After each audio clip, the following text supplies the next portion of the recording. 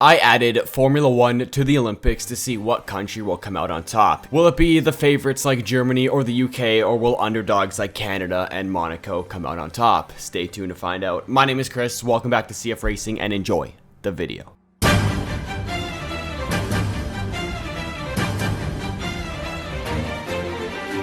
This video is sponsored by Formula Neon. Formula Neon is a brand new company that just launched their newest and exciting product, Neon Track. Neon Track are custom-made neon light-up track outlines that can be used to decorate your workspace or gaming area. You can place it on your wall or even your desk, and you can select from 3 different sizes: 9 inches, 24 inches, and 32 inches. They also offer multi-neon LEDs so you can match your track with the theme of your setup. For example, if you have a red theme, you can go with a red track, or if you have a blue theme, you can go with a blue track, or vice versa, or whatever you want to do. My personal favorite feature of the signs is that you can set each sector of a track to a different color, and if you want to go full goat Tiffy and set a full purple app, you can do that as well. I partnered with Formula Neon to do a giveaway where you can win one medium or small neon track of your choice, and if you want to enter, just click the link in the description down below and follow the steps on how to enter. Thank you, Neon, once again for sponsoring today's video. Just before I get into the honorable mentions, I want to give a quick shout out to Kyle. Thank you so much, Kyle, for helping out with today's video.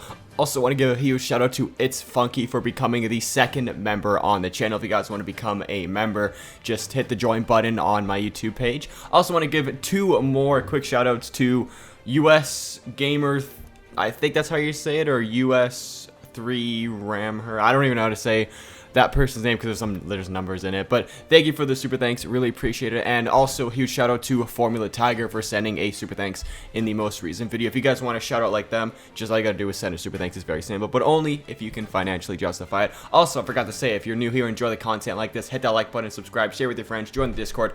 Hey everybody, what's going on? Chris here, otherwise known as CF Racing, and today everybody, I'm doing quite another fun video, and this video is sort of a what-if, sort of a simulation, because I'm doing both into one video. And in this, I am seeing what happens when you add Formula 1 to the Olympics. Like I said, this is just going to be a fun video. There are many different countries that you can add into the Olympics that have race car drivers all across the world, but I selected 10 teams or 10 countries that will compete in the 2021 Formula 2 calendar, as it's kind of different compared to everything else that really goes on in Formula 1. Like Formula 1 is, you know, qualifying race weekend, or qualifying race next weekend, we got qualifying race next week and all that. But Formula 2 in 2021 was like qualifying, reverse grid sprint race, and then there was after, it was the feature race, which I think would be really cool for some sort of Olympic format. So what I did is that I basically did all the rankings for all the drivers who are in this Olympics, and I basically matched them with their like counterpart, which would be an F2.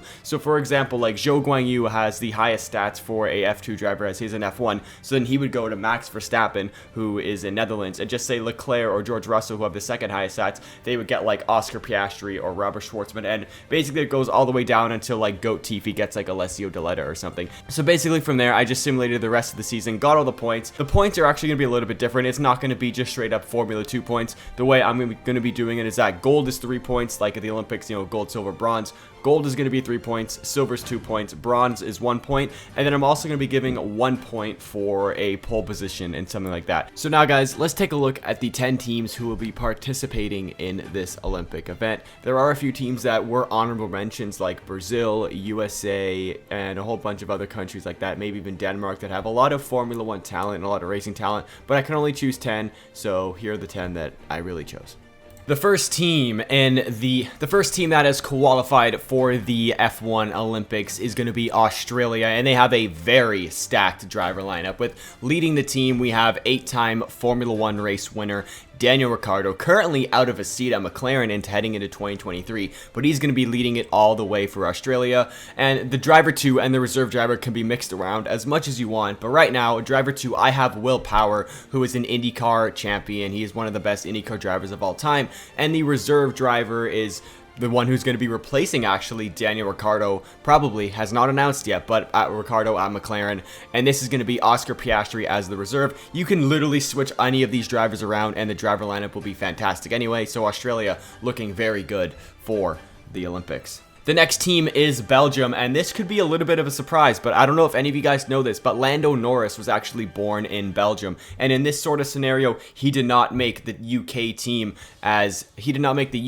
so he'll be racing for his home country, Belgium. The second driver will be Stoffel van Dorn, who is a current Formula E driver, and he just won, I believe he just won the Formula E World Championship, so that is a good 1-2 pairing for Belgium. And the third driver is a driver named Maxime Martin, who is a WEC GTE driver, so it looks like the top two is very good for Belgium. The third, haven't really heard of them, but still, if you're racing in WEC, and I'm sure you're a very, very talented driver.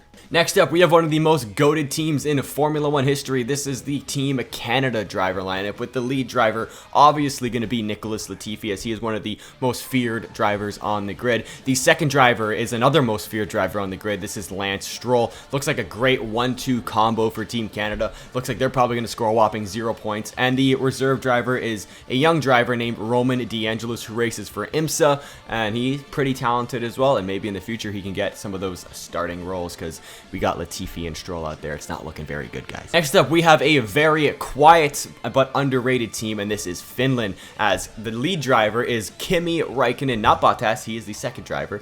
I decided to put Kimi Räikkönen there because everybody loves good old Kimi content. He's leading Finland, followed by Bottas as the second driver, because, you know, he's one of the best second drivers of all time. And then they have another driver called Patrick Kujala, I hope I said that right, who races in the GT Endurance Championship. A very big motorsport powerhouse is France, and they have a very solid team. Right now, they have Pierre Gasly as the main driver, or the lead driver for Team France, with Esteban Ocon as the second driver, and Romain Grosjean, who ex-Formula 1 current IndyCar driver, is a reserve, but you can honestly swap these guys any way you want them to. Moving on to Germany, another powerhouse, with Sebastian Vettel leading the way as the lead driver and Mick Schumacher as the second driver, with the GOAT, one of the best drivers that has never standing on the podium in Formula 1. Nico Hülkenberg is going to be the reserve driver for Team Germany.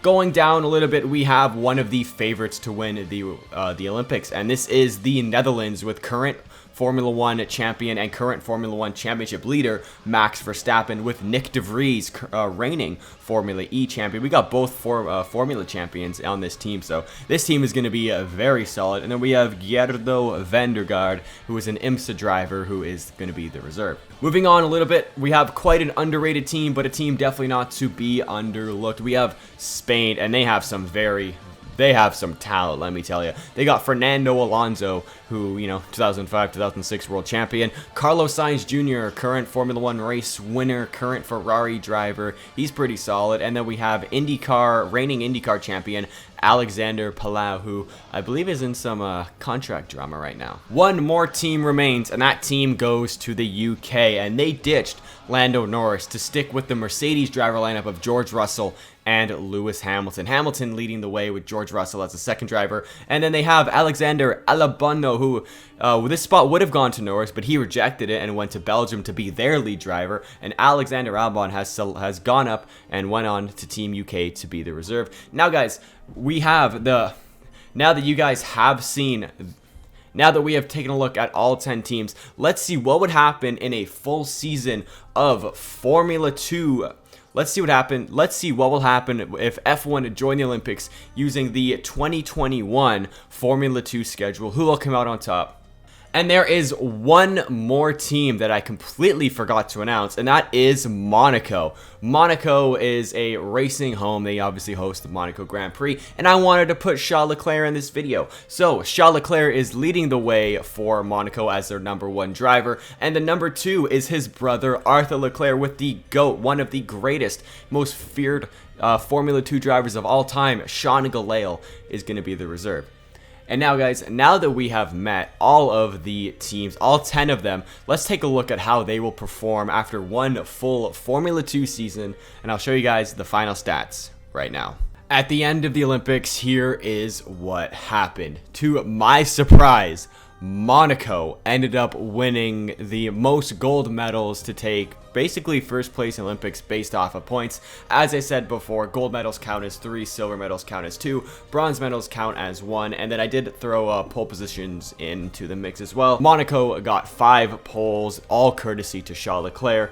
Bottas for Finland got 1 pole, and Max Verstappen for Netherlands got 1 pole. But really, guys, I did not expect Monaco to absolutely dominate. I really did not expect Monaco to dominate as much as they did, as Robert Schwartzman was actually the driver for Charles Leclerc if we kept going down the list of drivers who he got. And I'm absolutely astonished that he actually was the best driver. Like, I was really going into this thinking that Max Verstappen using Zhou's AI would have been the best Formula 2 driver. But no, it was Leclerc. I don't know if I just did regular season mode. I don't know if the drivers have some sort of momentum and something going on there, but Monaco ended up dominating. Like, it wasn't even close. The closest team was Finland, and that's because Bottas, who I believe was Felipe Drugovich, actually. Bottas was using Felipe Drugovich's AI. He was really good as well. So I don't know what it's with the AI in this game or something. Maybe since they have the most experience, because Drugovich has been in F2 for a while. Schwartzman had like 2 years there. Maybe that's why he's so good. But then Zhou had 3 years. So I don't really know. But anyway, let's take a look at this. As Monaco had 9 gold medals, 4 silvers, and 3 bronze. Finland finished in second with 4 golds, 7 silvers, and 4 bronze. Netherlands had 2 gold, 5 silver, 1 bronze. Belgium in 4th had 2 gold, 2 silver, and 3 bronze. France, quite disappointing, only had 1 gold, 1 silver, and 3 bronze. Australia had 1 gold, 1 silver, and no bronzes. Germany had 1 gold, no silvers, no silver medals, and 2 bronze medals. Spain had 0 golds, 1 silver, and 3 bronze. And Canada had 1 gold, 0 silver, and 0 bronze. And last but not least, to my surprise, I thought the UK was going to absolutely dominate, as they had such a good driver lineup, as Hamilton was Oscar Piastri and George Russell was Théo Pourchaire. And no, they just did not perform at all. Like, they were good in terms of F2 points, like in terms of that standings, but that's not how the points were calculated here. Points are calculated for gold, silver, and bronze, and they did not just perform up to standard, and they finished in dead last. So guys, that is going to wrap it up for today's Olympics video. If you guys did enjoy and you want to see more sort of videos like this, or if you want to see a full Olympics, let me know in the comment section down below with one driver representing their own country. I can do that in Formula 2 and do a whole championship there. So with that being said, guys, thank you so much for watching. Once again, hit that like button, subscribe, share with your friends, and see you guys next time. Goodbye.